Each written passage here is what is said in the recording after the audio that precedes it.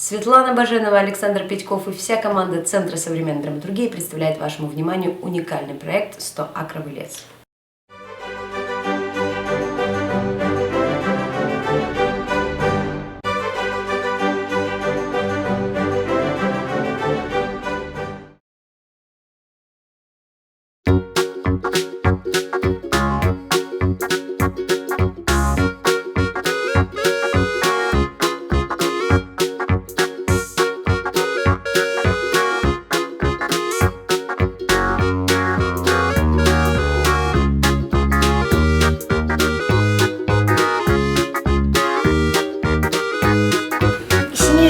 Это будет олицетворение холода.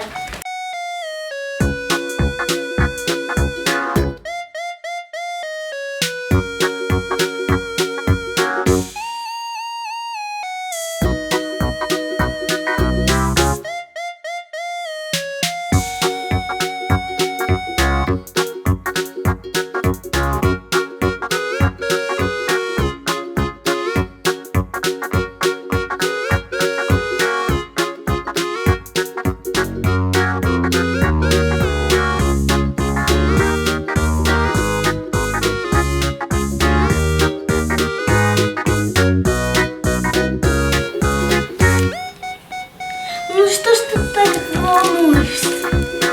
Да потому что обратно нельзя будет вернуть.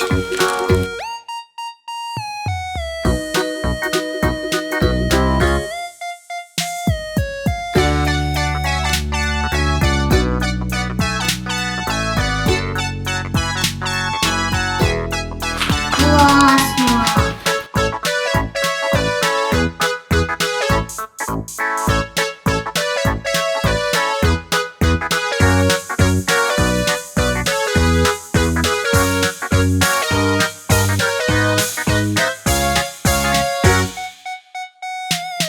А это что будет?